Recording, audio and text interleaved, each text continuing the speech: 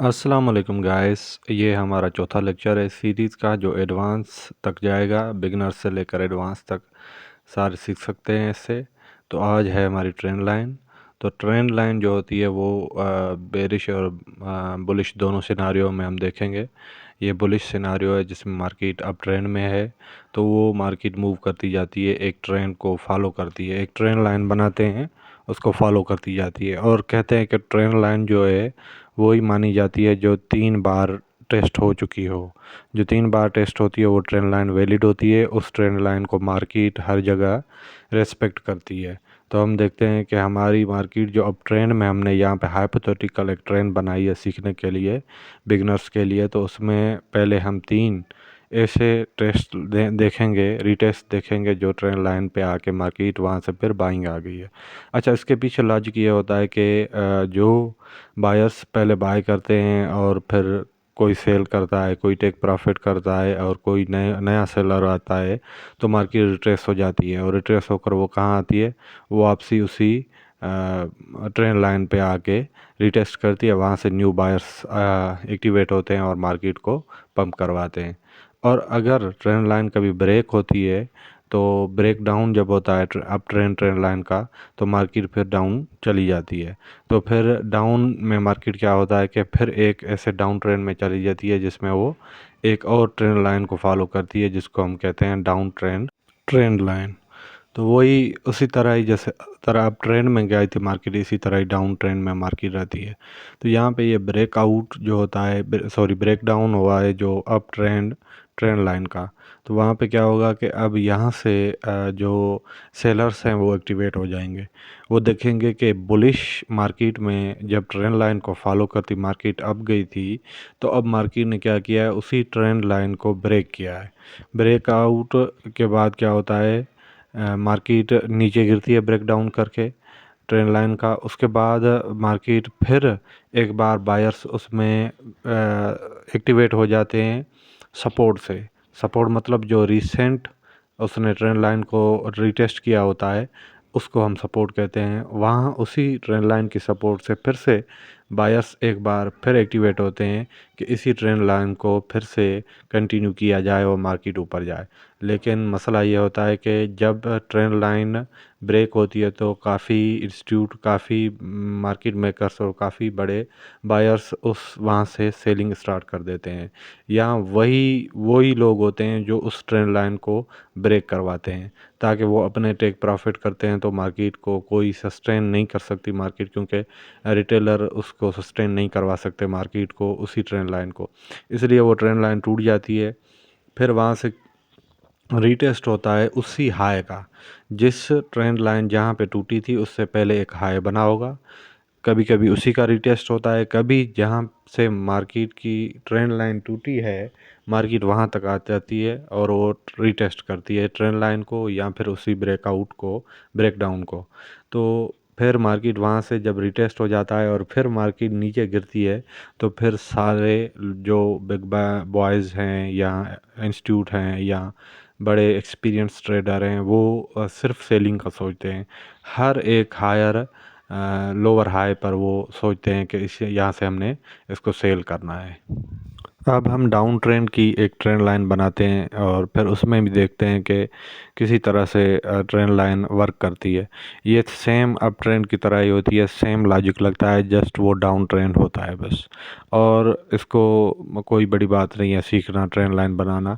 लेकिन 3 रीटेस्ट लाजमी होते हैं किसी भी ट्रेंड लाइन को वैलिड करने के लिए। आप बना रहे हैं तो उसके 3 रीटेस्ट लाजमी होने चाहिए।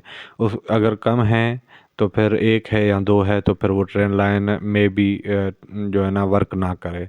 इसलिए हम कोशिश करते हैं कि उस ट्रेंड लाइन वो ट्रेंड लाइन हम खींचें या वहाँ से हम ट्रेंड लाइन खींचें जहाँ से वो मैक्सिमम रीटेस्ट उसके हों, तो उस ट्रेंड लाइन को हम वैलिड मानेंगे। अब उसी तरह ही डाउन ट्रेंड में जो ट्रेंड लाइन आती है वो भी जब ब्रेक आउट होती है, ऊपर की तरफ मार्केट शिफ्ट होती है डाउन ट्रेंड से अप ट्रेंड में, तो पहले क्या होता है, मार्केट उसी ट्रेंड लाइन को ब्रेक आउट करके ऊपर आती है और जो रिसेंट लोअर हाई बना होता है वहाँ पे वो रिटेस्ट करती है एक बार दो बार।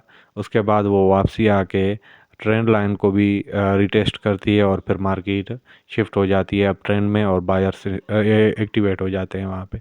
अगर हमें देखा जाए तो यहाँ पे मैंने जैसे ट्रेंड लाइन बनाई है तो वो 3 रीटेस्ट पे एक ट्रेंड लाइन बनी हुई है।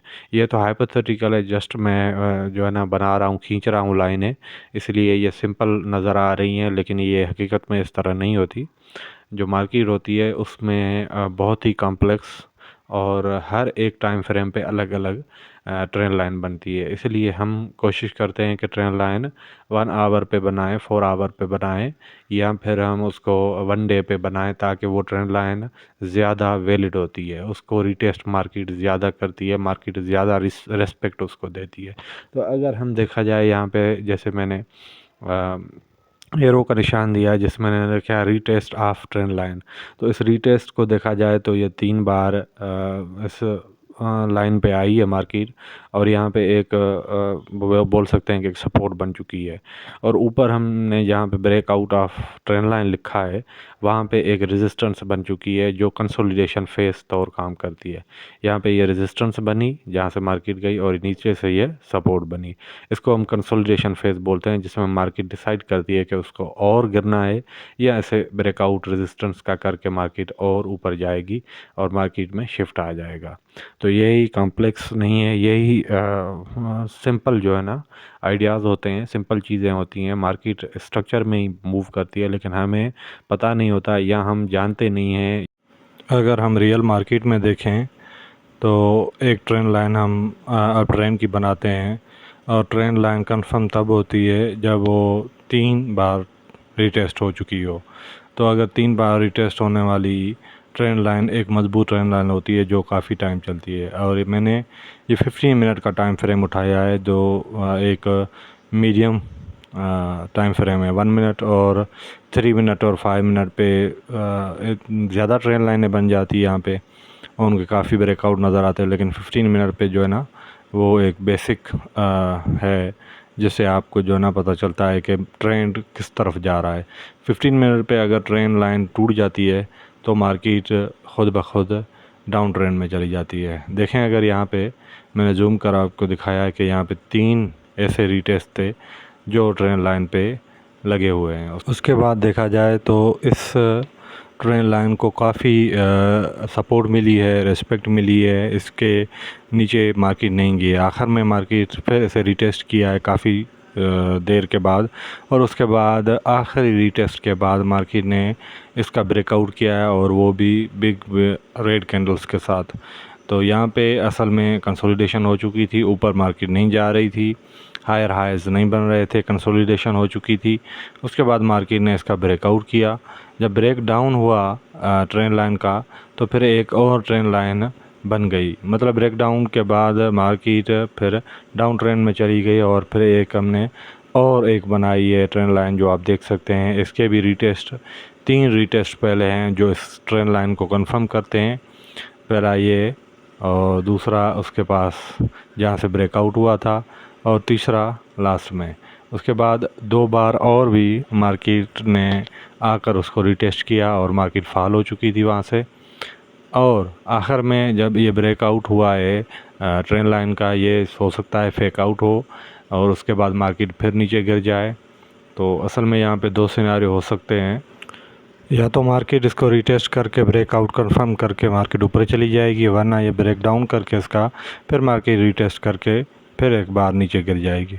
तो ये दोनों 2 सिनेरियो हो सकते हैं, और आप टाइम और डेट देख सकते हैं कि ये करंट मार्केट चल रही है, ये कोई रिप्ले नहीं है। और आज के लिए इतना काफ़ी है। नेक्स्ट लेक्चर के लिए आप सब्सक्राइब कर दें यूट्यूब चैनल को, ताकि आपको अपडेट्स मिलती रहें। Thank you for your patience.